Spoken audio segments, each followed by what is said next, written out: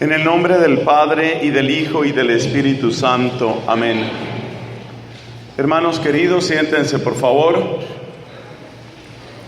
Le damos gracias a Dios en este hermoso encuentro eucarístico. Y vamos a mirar con amor el misterio de Cristo en la Eucaristía. Sobre todo, queremos encontrar en la Eucaristía, como nos dice el Catecismo de la Iglesia Católica, la fuente, el camino y la cumbre de la vida cristiana. Las tres palabras importantes son fuente, camino y cumbre de la vida cristiana. Con esas tres palabras que tengamos claras, yo creo que ya podemos adelantar bastante. Entonces, una vez más las repito: la Eucaristía como fuente, camino y cumbre de la vida cristiana. ¿Cuáles son las tres palabras? Fuente, camino y cumbre. Fíjate que cuando decimos fuente, estamos diciendo que de ahí brota la vida cristiana. Cuando decimos camino, quiere decir que la Eucaristía acompaña lo que nosotros somos como cristianos. Y cuando decimos cumbre, estamos diciendo que ese es. Cuando decimos cumbre, estamos diciendo que esa es nuestra meta como cristianos. O sea que la Eucaristía está al principio, está en la mitad y está al final de nuestra vida cristiana. Esto nos lo enseña el Catecismo de la Iglesia Católica y es el tema de nuestra reflexión hoy. Pues vamos a seguir ese orden. Vamos a mirar por qué la Eucaristía es fuente, por qué de la Eucaristía nace la Iglesia. La Eucaristía es la fuente de donde viene toda la vida cristiana. ¿Por qué lo decimos? En primer lugar, mis hermanos queridos, porque el misterio de la Iglesia es un misterio de amor. Es el amor de Dios el que ha transformado nuestras vidas. Es el amor de Dios el que ha traído el señorío de Jesucristo a nuestra historia como personas, como pueblos, como comunidades. Y ese amor tiene su expresión máxima en la donación de Jesucristo. No se nos olvide una frase importantísima que está en el Evangelio según San Juan: nadie tiene amor más grande que el que da la vida por sus amigos. La máxima expresión del amor es la donación. Y la donación de Jesucristo es perfecta en el altar y en la cruz. Esos dos misterios, el altar y la cruz, se miran mutuamente. De modo que la donación de Cristo en su altar la descubrimos en la cruz, y el sentido del sacrificio en la cruz lo encontramos en el altar. Tomar nota, por favor, de esa relación entre el altar y la cruz. Entre el altar y la cruz. Lo que estaba sucediendo en el altar, el tamaño de la donación del altar, lo encontramos en la cruz. La profundidad de la donación del altar, la vemos en la cruz. El significado de la cruz, el sentido de la cruz, lo encontramos en el altar. Por eso, una buena catequesis de la Eucaristía siempre tiene que hacer referencia al sacrificio de Jesucristo. Pero el sacrificio de Cristo en la cruz siempre tiene que hacer referencia a la fuente de vida que se ha abierto para nosotros gracias a esa donación. De ese modo, estos dos misterios se iluminan mutuamente. Y la Iglesia entera ha nacido de la donación del amor de Dios. Nosotros existimos como cristianos porque hemos sido amados hasta el extremo. Frases que hemos oído muchas veces cobran todo su relieve y su belleza a los pies de la Eucaristía. Por ejemplo, tanto amó Dios al mundo que le dio a su Hijo único para que todo el que cree en Él no perezca, sino que tenga vida eterna.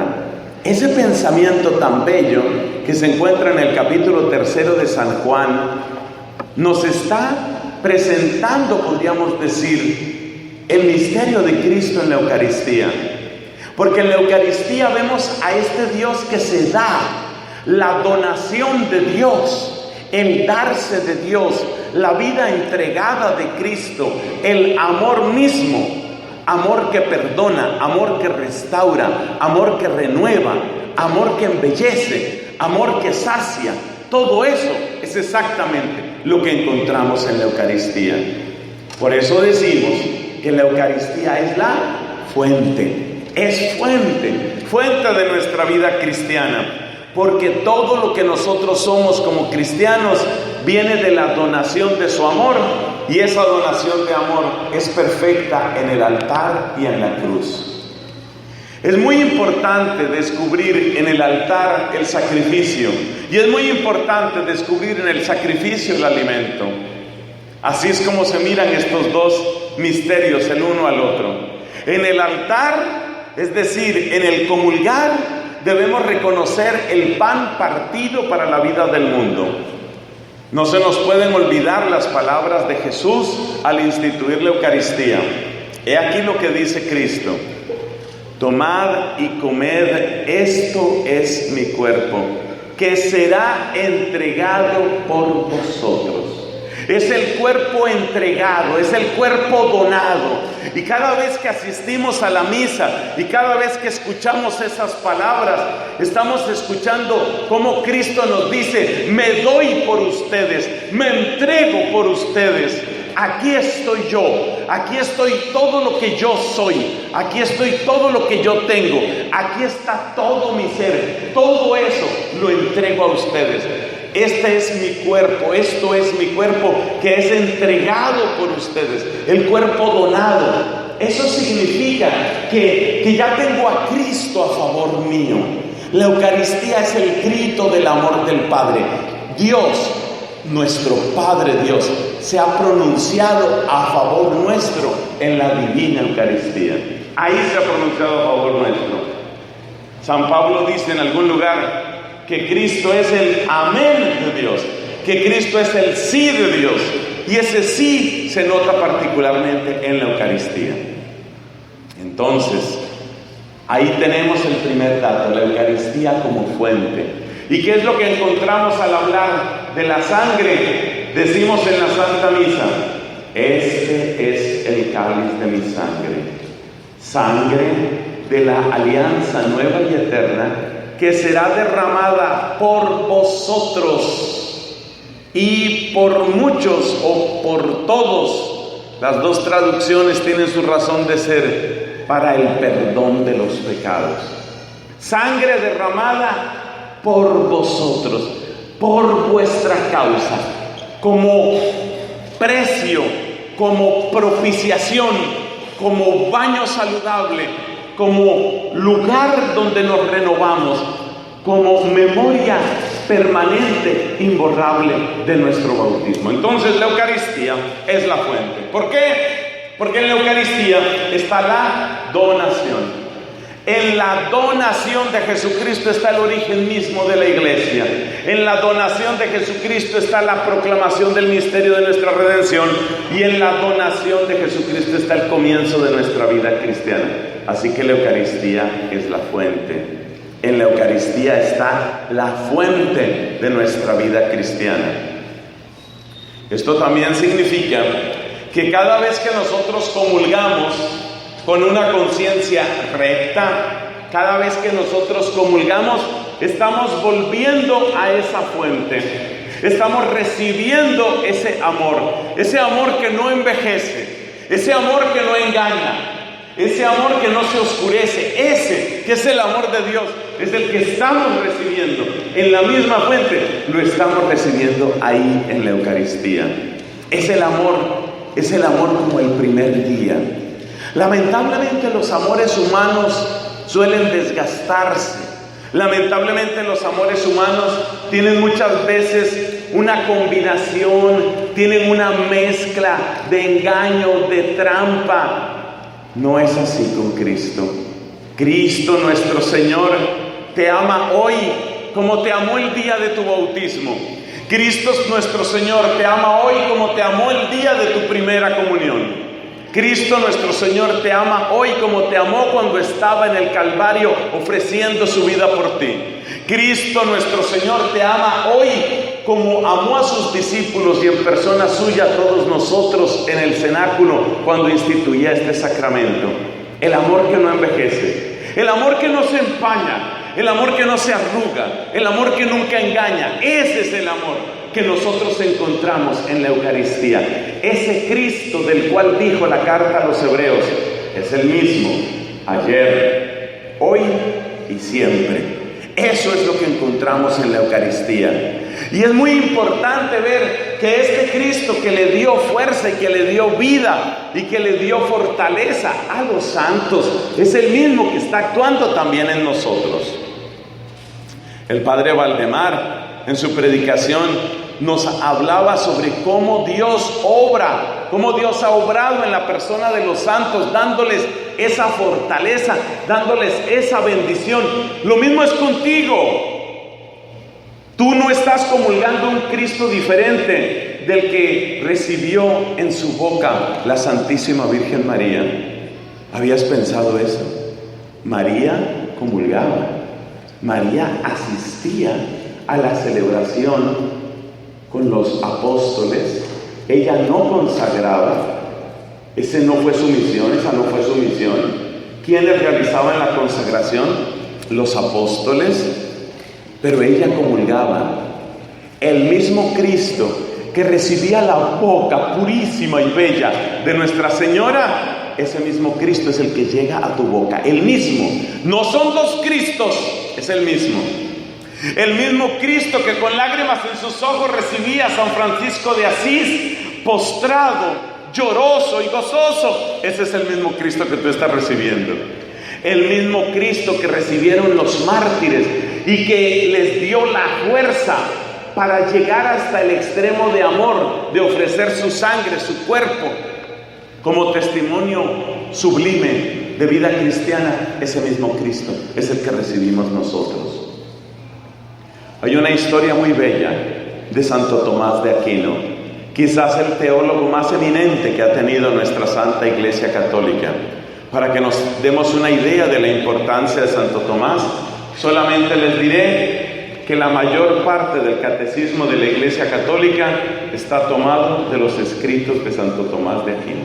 Con eso les digo todo de la importancia de este santo. Y le preguntaba otro santo amigo de él, San Buenaventura, eminente franciscano, también del siglo XIII como Santo Tomás. Según una anécdota le preguntaba a San Buenaventura a Santo Tomás, ¿de dónde sacas todo esto? Y Tomás, señalando hacia la Eucaristía, dijo, de ahí brota todo, de ahí viene todo. Es muy difícil perdonar, muy difícil. Cuando uno ha sido ofendido, cuando uno realmente se siente dolido por lo que le han hecho, es muy difícil perdonar. Pero cuando uno mira el sacrificio de Cristo en la cruz, cuando uno se da cuenta del amor que Cristo ha derramado por nosotros, el perdón se vuelve posible. Junto al goteo de la sangre de Jesucristo en el Calvario, junto al rumor del corazón de Cristo como arroyos santísimos de bondad en el altar, no solo es fácil, sino que es casi obligatorio perdonar. Decía Santa Catalina de Siena, el alma, viéndose tan amada, no puede excusarse de amar. Entonces la iglesia nace de la Eucaristía. La iglesia nace de la Eucaristía, porque ahí es donde nosotros experimentamos ese amor. Mire lo que recomiendan los psicólogos a las parejas. ¿Qué le recomiendan a las parejas? Les dicen, tengan cuidado, el amor hay que cultivarlo. Tienen que cultivar el amor con sus detalles, tienen que ser detallistas, tienen que ser cariñosos con su pareja. ¿Por qué? Porque la pareja no puede vivir del amor que se tuvo hace 10 años o hace 15 años, hace 30 años. La pareja no puede vivir de esos amores antiguos, tienen que renovar su amor. Así nos enseñan pues los psicólogos que tratan de estos temas. Ustedes no pueden quedarse en el amor antiguo. Por eso es muy importante que la pareja renueve su amor. Por eso son importantes los detalles, las palabras bonitas. Las palabras bonitas y cariñosas no pueden quedar únicamente para la etapa del noviazgo. Pues bien, hay una gran relación entre el matrimonio y la Eucaristía, porque resulta que Jesucristo dijo en la consagración de la sangre, dijo: este es el cáliz de mi sangre, sangre de la alianza, nueva y eterna, alianza. Y si es alianza, es unión. Hay una gran relación entre la Eucaristía y el sacramento del matrimonio. Y por eso la santidad del matrimonio tiene que ser espejo que refleje la santidad de la Eucaristía. Pues bien, ¿qué nos recomiendan los consejeros matrimoniales? ¿Qué recomiendan con respecto a la Eucaristía, con respecto al matrimonio? Renueven los detalles. Lo mismo vale para la vida cristiana. Tú tienes una alianza personal con Jesucristo. Cada uno de nosotros bautizados, cada uno de nosotros tiene una alianza personal con el Señor, una alianza de amor con Cristo. Eso es lo que tú tienes. Eso es lo que tú tienes. Y si tienes una alianza personal, ese amor tiene que renovarse una y otra vez. ¿Y dónde experimenta uno los detalles del amor de Cristo? ¿Dónde lo experimenta? En la divina Eucaristía, especialmente ahí. Cristo tiene tanto que decirnos, lo demuestro nada más mirando a la Santísima Escritura. ¿Qué encontramos en la Biblia? Que Cristo les dice a sus apóstoles, oiga estas palabras: yo tendría mucho más que decirles a ustedes, pero no pueden cargar con eso ahora. Fíjate, yo tendría mucho más que decirles a ustedes, pero ahora no pueden cargar con eso. ¿Qué quiere decir? Que el corazón de Jesús rebosa de secretos, secretos de luz, secretos de amor, secretos de verdad y de paz. Esos secretos, ¿para quiénes son? Para los que tienen el tiempo y la disposición de escucharlos. Por eso, al hablar así de la Eucaristía, no debemos pensar solamente en el acto de comulgar, como el acto físico de abrir la boca, recibir la hostia consagrada, digerirla. No debemos quedarnos en eso. Debemos pensar que así como nuestro cuerpo comulga, así también nuestra mente debe comulgar. Y comulgar con nuestra mente y comulgar con nuestro corazón es darle tiempo a Jesús para que nos hable, para que nos diga sus confidencias, para que nos regale sus secretos, para que nos bendiga, Te puedo asegurar que si el presidente de la República, si el gobernador del estado o cualquier otro personaje de los que el mundo considera importantes va a tu casa, tú no le vas a decir simplemente: buenas tardes, pero tengo mucho que hacer, ay, quédese si quiere, yo me voy. Tú no harías eso. Esa rudeza, esa grosería tú no la tendrías. Tú le dedicas tiempo a la persona que es importante, porque algo importante tendrá que decirte. Jesús viene a ti. Y en contacto con Jesucristo, tú te dejas amar. Fíjate lo que nos dice la primera carta del apóstol San Juan. En esto consiste el amor. No en que nosotros hayamos amado a Dios, sino en que Él nos amó primero. Él nos amó primero. Entonces, en esto de la Eucaristía, lo primero que es dejarse amar. Dejarse amar. Por eso yo a todos los invito no solo a que comulguemos tan santa y rectamente como podamos, sino que yo los invito a que seamos adoradores eucarísticos. Les invito a que en la soledad, en el silencio, en el recogimiento y en el espíritu de adoración propio del sagrario, nosotros gastemos tiempo oyendo a Jesús, hasta percibir las palpitaciones de su corazón, hasta recibir esa ternura, hasta recibir esa gracia, hasta encontrar ese amor en nosotros, hasta sentirnos amados, hasta reconocernos amados. ¿Y qué sigue de ahí? Mira, la persona que se siente amada es la persona que no va a mendigar oración, que no va a mendigar amor. La persona que se siente amada no va a mendigar amor. La persona que se siente importante no va a mendigar importancia. La persona que se siente poderosa en Cristo, porque todo lo puedo en Cristo que me fortalece, no va a mendigar poder. Es decir, para que dejes de vivir como un mendigo, para que empieces a vivir como hijo que eres de Dios, necesitas sentirte amado por Dios, importante para Dios, empoderado por Dios, renovado por Dios. Cuando te sientes así renovado es otra historia, es otra historia. Te lo voy a decir de esta otra manera. Levanten la mano, por favor, los que están trabajando en algún sitio, tienen algún tipo de oficio, los que están trabajando, levanten la mano, por favor. Levanten la mano los que trabajan, en cualquier cosa que estén trabajando. Eso es, ahí hay manos levantadas. Gracias, pueden bajarlas. Veo que son la gran mayoría de ustedes. La gran mayoría están trabajando. Ahora yo te hago una pregunta. ¿Quiénes somos nosotros para nuestras empresas, para nuestros jefes?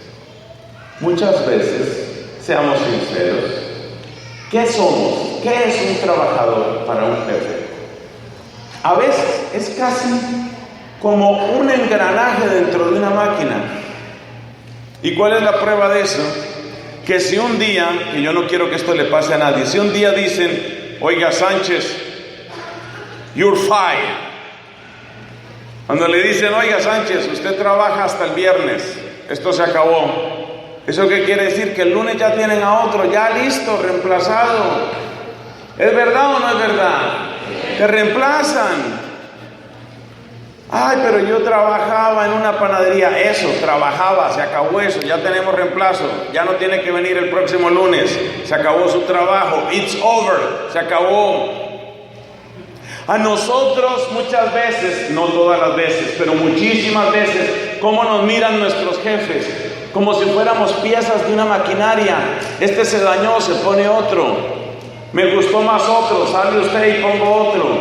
Es decir, casi que somos cosas. ¿Cómo nos miran muchas veces nuestros políticos? Seamos sinceros, ¿cómo nos miran muchas veces nuestros políticos? Como un voto. Es decir, tú eres la cuota que se necesita para que unida a la cuota de otras personas le sirva al político para seguir haciendo lo que él quiere hacer. Seamos sinceros, eso es lo que somos muchas veces para nuestros políticos. El jefe te mira como un engranaje, el político te mira como un voto. Incluso en otras relaciones, uno de los grandes dolores de muchas jóvenes, de muchas muchachas, y me lo decía una vez una amiga en mi país, me decía, siento gran dolor porque yo siento que los hombres me tratan simplemente como una cosa que usan y que desechan. Es decir, ya después de que usé a esta mujer, adiós tú y sigue la otra, adiós ella y sigue la otra, adiós ella y sigue la otra. Es decir, son cosas que se usan. Entonces, si los hombres te miran como una cosa que se usa, si tu jefe te mira como un engranaje que se reemplaza, si el político te mira como un voto para su ascenso en su carrera, ¿quién te mira como lo que tú eres? ¿Quién te ama por lo que tú eres? ¿Quién pone sus ojos en ti y te ama simplemente porque tú existes? ¿Quién? Dios, Jesús, Jesucristo. Y entonces, ¿qué le pasa a una persona? ¿Qué le pasa, por ejemplo, a una mujer? ¿Qué le pasa a una muchacha que lleva años y años en distintas relaciones con distintos hombres y siempre es la misma historia, siempre todos quieren lo mismo? Todos lo único que quieren, decía esta muchacha, lo único que quieren es decirle unas palabras tontas y bonitas para ver si uno se derrite, si uno se ablanda, y después de que uno se ablanda, es a tocar, es a manosear, es a usarlo a uno y después lo dejan a uno tirado como una camisa sucia. tirado como una ropa que ya no sirve. ¿Qué le pasa a una mujer después de años de ser tratada así? Y se llena de amargura y de soledad y de resentimiento. ¿Qué le pasa a un hombre que lleva años siendo tratado como un engranaje que cualquiera puede reemplazar? Que se llena de soledad y se llena de amargura y de resentimiento. ¿Qué le pasa a un pueblo que se siente traicionado por sus líderes políticos generación tras generación? Que se siente amargado y resentido. Ahora te das cuenta por qué necesitamos de la Eucaristía. Para muchas personas, la Eucaristía es el único lugar donde encuentro a alguien que de verdad me ama. Alguien para quien de veras soy importante. Alguien que no me usa, que no se aprovecha de mí. Y esa experiencia te eleva, te descansa, te bendice, te sana. Vuelve a la fuente. Óyeme, vuelve a la fuente. Volvamos a la fuente. Volvamos a Jesús. Volvamos a Jesús. La próxima vez que vayamos al Santísimo, al ponernos de rodillas, le vamos a dar a Jesús la sonrisa más dulce y le vamos a decir, como dijo el niño Samuel, luego gran profeta del pueblo elegido: aquí estoy, Señor, porque me has llamado. Vuelvo a la fuente, vuelvo a ti. Y Jesús, desde ese silencio de amor, desde esa presencia del sagrario, desde esa hostia que recibe santamente en la misa, te dice: y aquí estoy yo, cumpliendo nuestra cita de amor. Aquí estoy yo, estoy cumpliendo esta cita. Estoy aquí para decirte que es verdad, que sí que te amo. Estoy aquí para cumplir esa cita de amor contigo.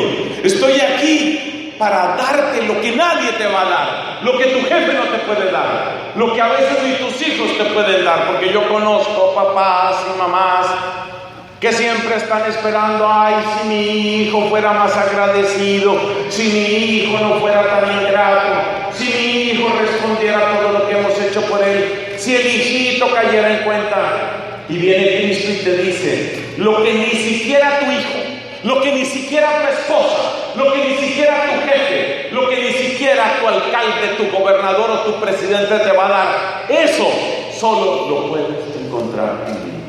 Y aquí estoy para darte ese amor, para darte esa dignidad. Por eso la Eucaristía es la fuente. La Eucaristía nos hace nuevos. La Eucaristía hace que uno sienta de verdad qué grande es tu amor, Señor. Y de verdad, el hombre comió pan de ángeles, como dice el Salmo. El hombre comió pan de ángeles. Porque antes te dije, estás comulgando el mismo Cristo que comió la Santísima Virgen María, que comió San Martín de Porres, que comió San Luis Bertrán, que comió Santa Catalina, que comió Santa Rosa de Lima. Estás comiendo el mismo pan que comió San Juan Diego, el mismo. Pero ahora te digo, estás comiendo el mismo pan que se come en el cielo. Eso es lo que estás comiendo. Y claro, cuando uno está comiendo el pan del cielo, uno aprende a mirar la tierra. Hay una canción que yo aprendí de niño, una canción muy bonita, que dice: sube hasta el cielo y lo verás, qué pequeñito el mundo es. Sube hasta el cielo y lo verás. Y hasta me acuerdo la melodía. Sube hasta el cielo y lo verás, qué pequeñito el mundo es. Sube hasta el cielo y lo verás. Eso, pero bien cantado. Sube hasta el cielo. ¿Por qué? Porque solamente desde la realidad del cielo, Aprendemos que las cosas por las que la gente se afana, se angustia, se mata, pelea, no son tan importantes. No son tan importantes. Solo el cielo te da la verdadera mirada sobre la tierra. Entonces come el pan del cielo y aprenderás a valorar las cosas de la tierra. ¿Cómo es posible, me pregunto yo? ¿Cómo es posible, por ejemplo, que tantos jóvenes miden su valor por la ropa que se ponen? A ver, ¿qué marca es esto? ¿Qué marca es esto otro? Por ejemplo, este hábito no tiene aquí un cocodrilito. Este no es hábito marca cocodrilito. Este hábito no tiene un jugador de polo. ¿Cómo es posible que la gente se valore por eso? ¿Cómo es posible que pongas tu valor en lo que vale menos que tú? ¿Cómo es posible que midas lo que tú vales por el carro en el que te metes? Tú que vales infinitamente más que cualquier carro. Y tú mides lo que tú vales por un carro que vale menos que tú. En ese absurdo vivimos.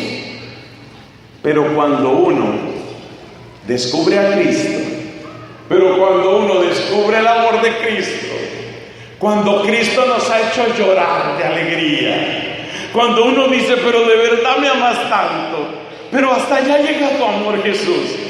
Cuando uno siente ese amor, uno dice, la ropa es importante. Pues sí, porque no vamos a andar por ahí desnudos, ya estamos demasiado feos, gordos y viejos para andar en esas.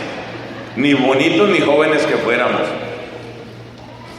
La ropa es importante, pero ¿me voy a medir yo por la ropa? ¿Me voy a medir yo por el carro en el que me subo? ¿Me voy a medir yo por el tamaño de la casa? Si te vas a medir por el tamaño de la casa, mídete más bien por el tamaño de la tumba en que te van a meter. Porque ¿cuánto va a durar tu casa? ¿Cuánto va a durar tu casa? Es que tú crees que esa casa es tu casa por cuánto tiempo.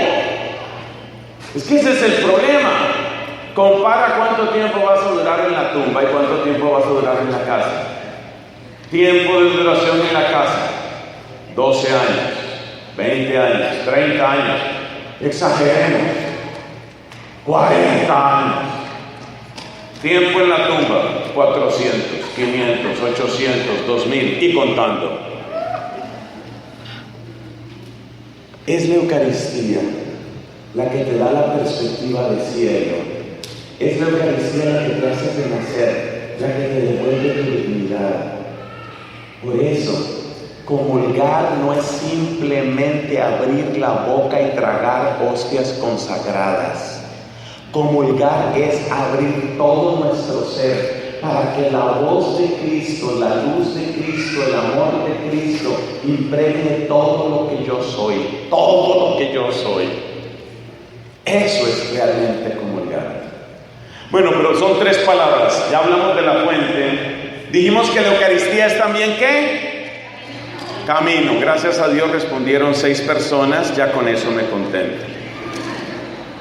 La primera era que la Eucaristía es fuente. La segunda Eucaristía es camino. Ahí van respondiendo más. ¿Será que se acuerdan de la última? Porque son 3. La Eucaristía es cumbre. A eso. Ahí nos vamos entendiendo. Entonces la segunda, la Eucaristía es camino. Cuando los israelitas iban por el desierto, llegó un momento en el que se les acabaron las provisiones que habían sacado de Egipto. Y como iban caminando por el desierto, pues, ¿de dónde iban a sacar alimento? Pero Dios los cuidó y los alimentó. Alimento para el camino.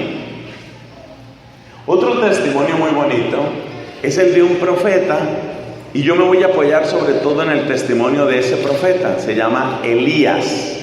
El profeta Elías es muy importante en el Antiguo Testamento. Sobre él pueden leer ustedes en el primer libro de los Reyes. A mí me gustaría mucho que la historia de Elías la leyéramos, la conociéramos, la predicáramos con más frecuencia. la historia del profeta Elías.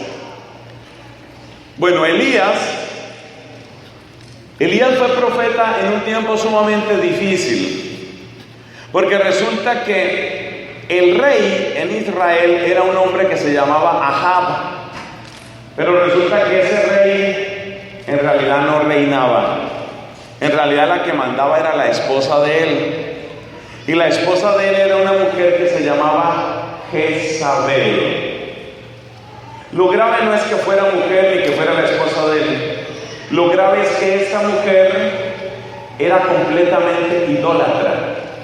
Esta mujer era una pagana y ella adoraba a los Baales, es decir, los antiguos ídolos cuyo culto realmente llenaba la tierra de Canaán, la tierra prometida. De modo que Jezabel era una mujer pagana, era una mujer dedicada al culto de Baal. El culto de Baal era un culto espantoso por muchas razones. Por ejemplo, ellos admitían sacrificios humanos. Digamos que un papá tenía una intención muy importante, una necesidad muy grande, entonces iba y le sacrificaba a su propio hijo a Baal. A veces los mataban, a veces los enterraban vivos, a veces los quemaban vivos. Es decir, que la religión de Baal era una religión sanguinaria. La religión de Baal también era una religión obscena. Había sacerdotisas y la gente que iba a ofrecer el culto en esos lugares donde estaban las sacerdotisas no solo ofrecía el culto a esos dioses, sino que también tenía sexo con las sacerdotisas. Era una especie de prostitución sagrada. No contentos con eso, en la religión de Baal también había lo que tendríamos que llamar prostitutos, es decir, hombres que ofrecían servicios sexuales, se supone que en relación con la divinidad. El nombre decente de esas personas es hieródulos. Los hieródulos eran hombres dedicados a la prostitución sagrada. Todo eso tenía la religión de Baal. Pero lo más grave de la religión de Baal no era ni la crueldad ni la obscenidad. Lo más grave era esto. Lo más grave es que la religión de Baal era la religión que pretendía borrar para siempre el recuerdo de las obras de Yahvé, las obras del Dios que sacó a su pueblo de Egipto con mano extendida y con brazo poderoso. Jezabel era una mujer sin escrúpulos, una mujer idólatra que tenía dos convicciones. Primera, que ella tenía que mantener feliz a su esposo para que no interrumpieran los planes de ella. Y los planes de ella, y esto es lo segundo, eran imponer la religión de Baal en el reino de Israel. Esta mujer quería seducir a como diera lugar, quería seducir a los habitantes de Israel, y esta mujer, además de la seducción, utilizaba el miedo, el amedrentamiento, la persecución. Quedaban en aquel tiempo algunos hombres que eran profetas de Yahvé, que hablaban de parte de Dios, que tenían viva la fe en Dios. Pero esta mujer, a los que no se convertían a la religión de Baal, los iba persiguiendo, los iba hostigando y finalmente mató a muchos de ellos. La cosa llegó al extremo de que en toda la tierra de Israel solo quedó un profeta, uno solo. El nombre de ese profeta es Elías. Ahora entiendes por qué Elías es tan grande. Imagínate esa situación. Todo el mundo le da la espalda al Dios de la alianza. Todo el mundo está apostatando de la fe. Y Elías permanece fiel al Señor.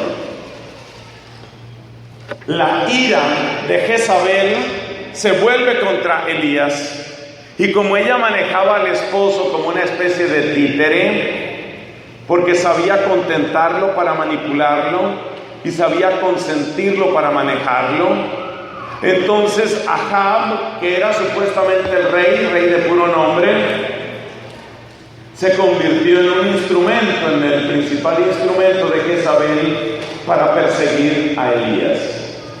Esa era la triste situación. Elías se opuso, Elías permaneció fiel. Aunque todos le dieran la espalda a Dios, Elías siguió fiel a Yahvé. Elías siguió fiel al Señor.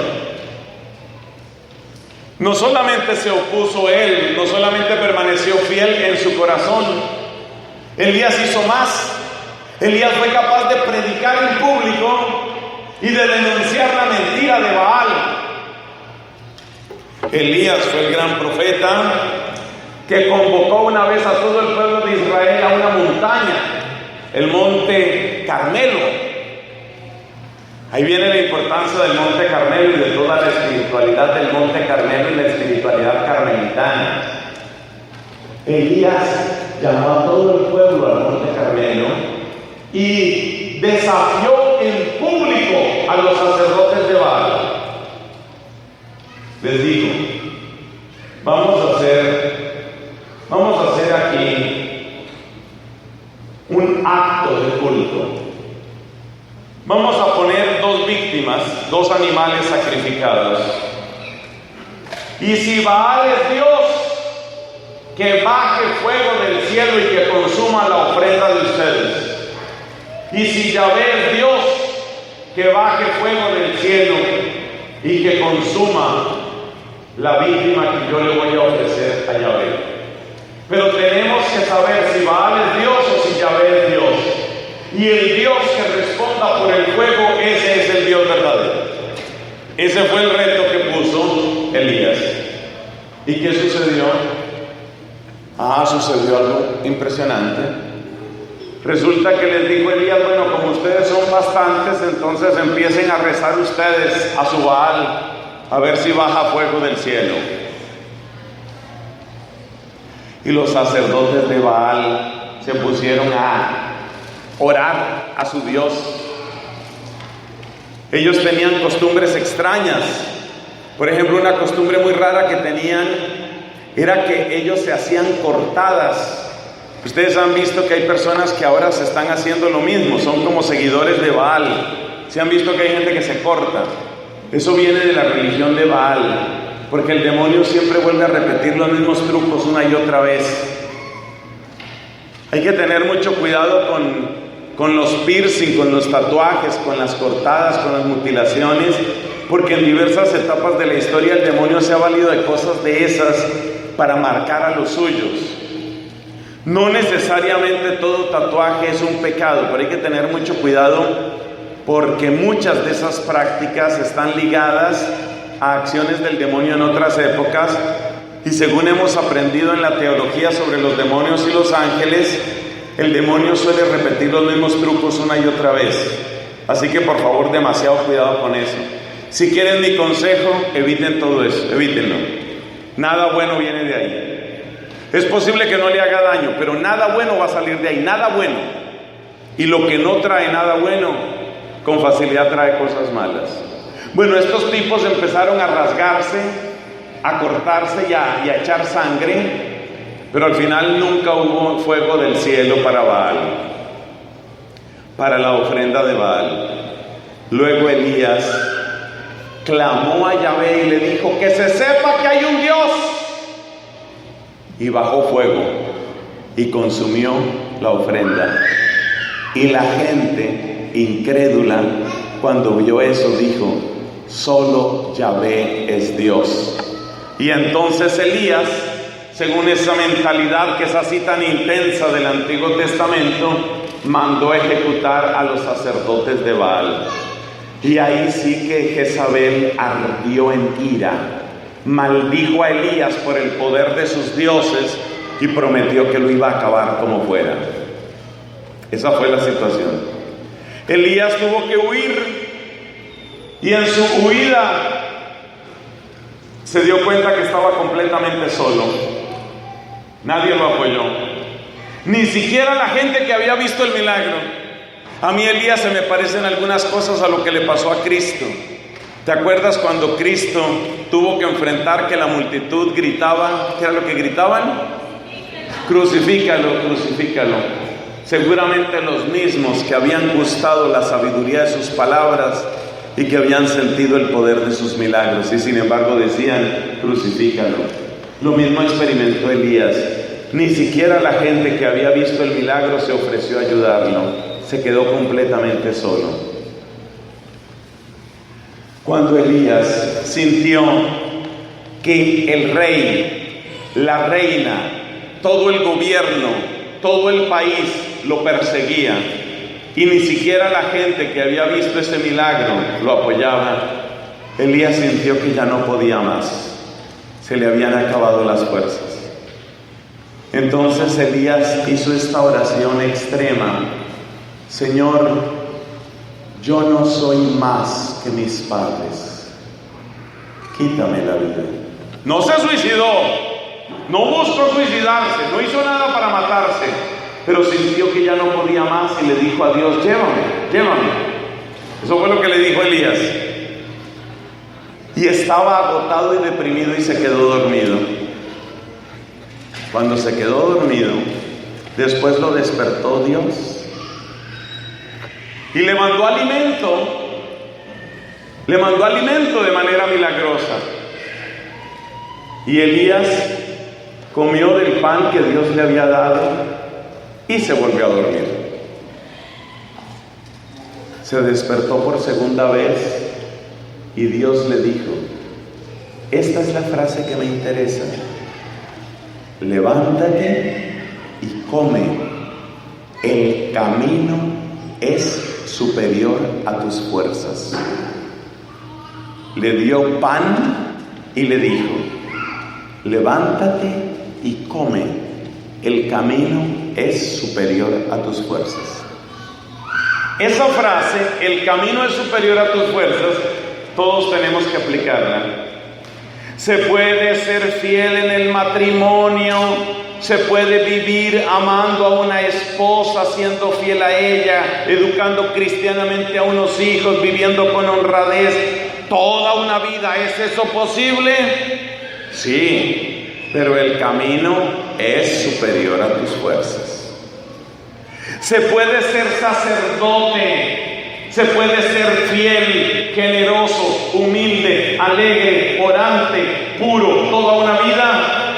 Sí, pero el camino es superior a tus fuerzas. ¿Puede un muchacho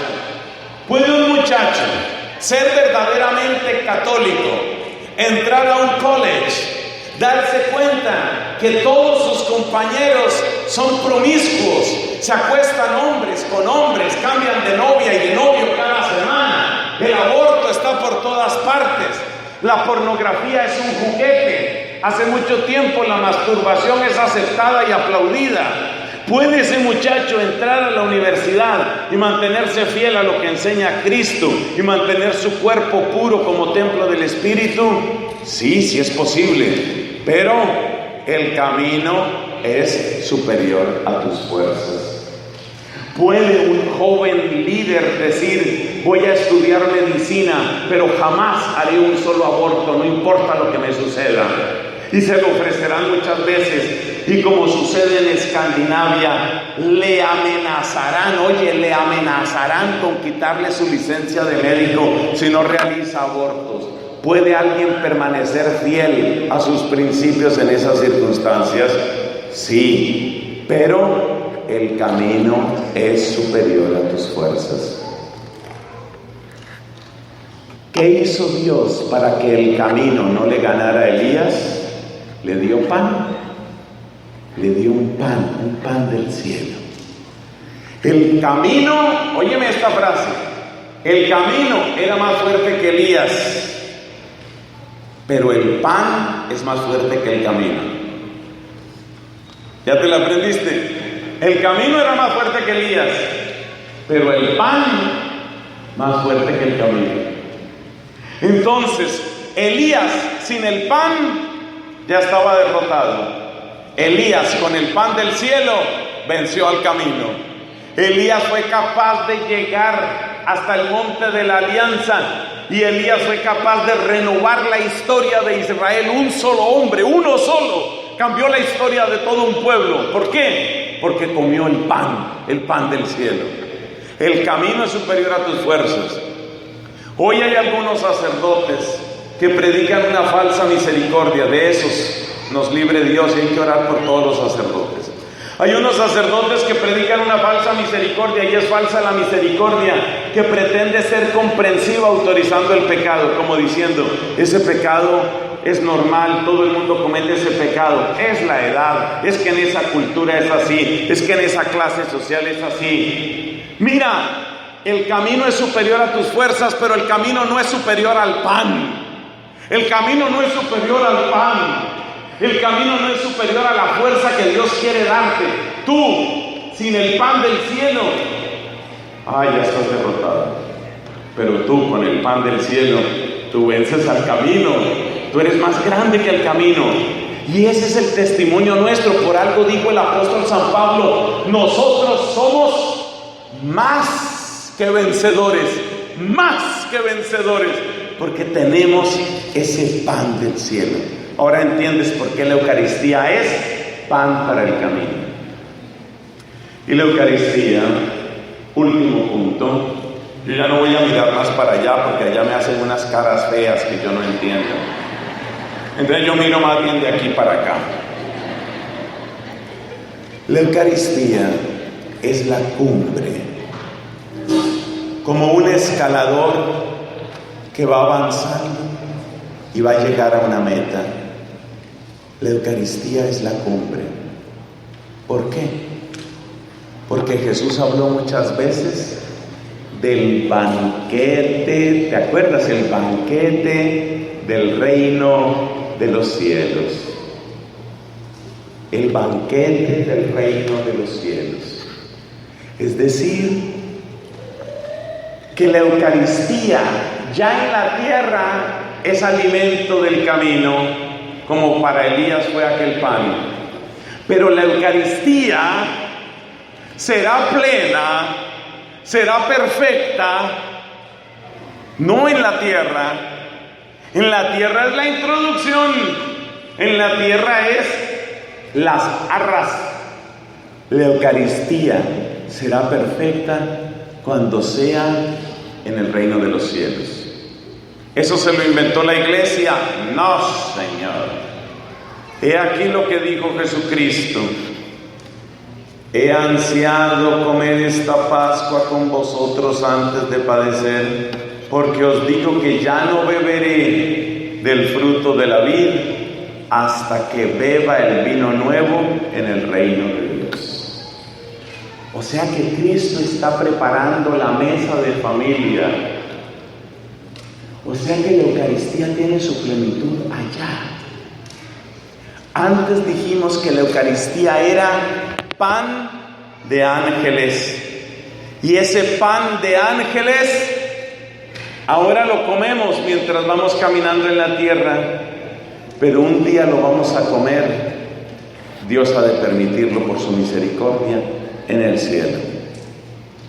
Y en el cielo ya no comulgaremos bajo especies de pan y vino, sino que ya comulgaremos a Cristo como lo comen los ángeles en la contemplación inmediata y beatífica propia de la gloria eterna.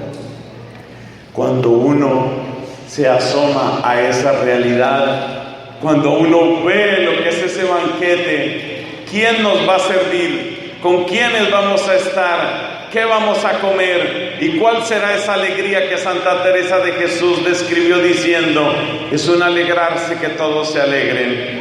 Cuando sabemos que vamos para allá, entonces se renueva en nosotros el entusiasmo de avanzar en nuestro propio camino, porque la Eucaristía es cumbre en ese sentido. Pero hay otro sentido en que la Eucaristía es cumbre, y es un sentido que no tiene que ver únicamente con la eternidad. ¿Sabes en qué sentido la Eucaristía también es cumbre? Cuando nos proponemos comulgar mejor, cada comunión bien hecha es como una pequeña cumbre que prepara la gran cumbre. Es lo que nos pasa también a nosotros los sacerdotes.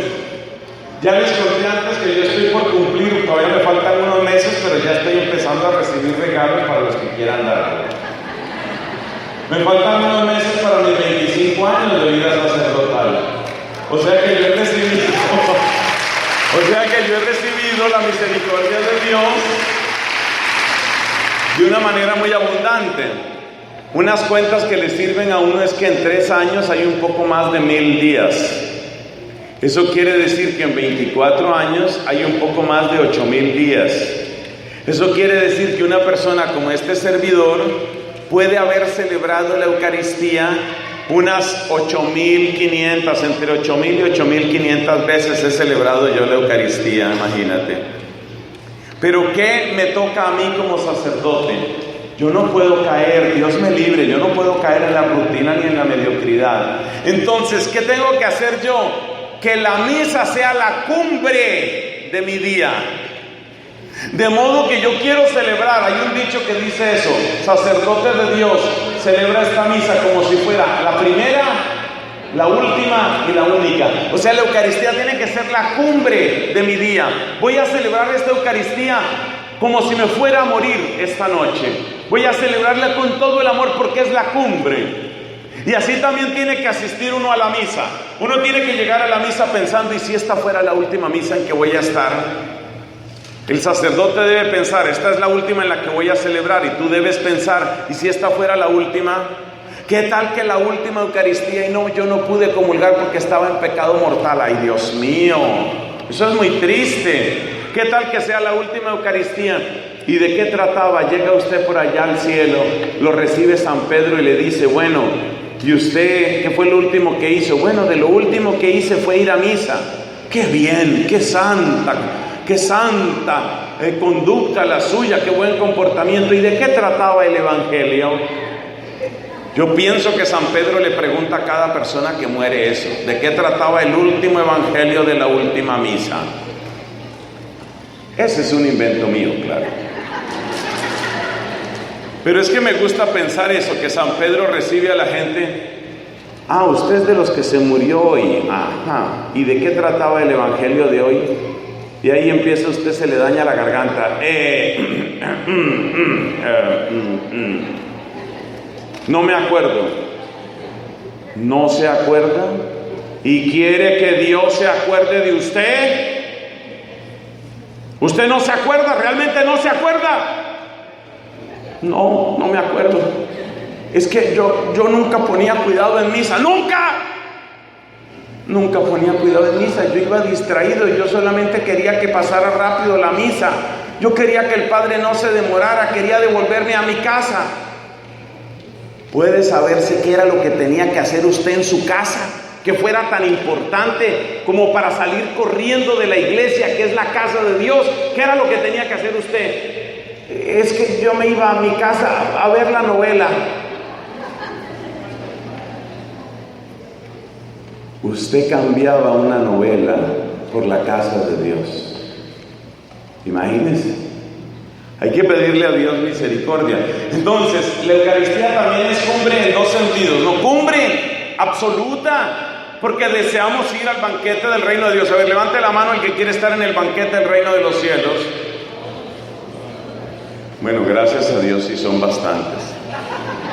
Ahora les pregunto, levanten la mano los que prefieren la novela. Ah, bueno, por una vez le ganamos a las novelas.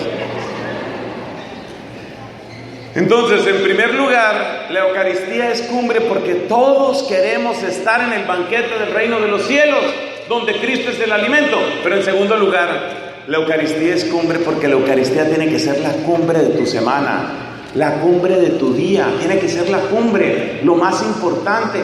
Por eso los católicos antes, cuando iban para misa, no se iban vestidos de cualquier manera, se ponían el mejor vestido. ¿Se acuerdan? Aquí hay gente mayorcita. ¿Usted se acuerda, señor, cierto?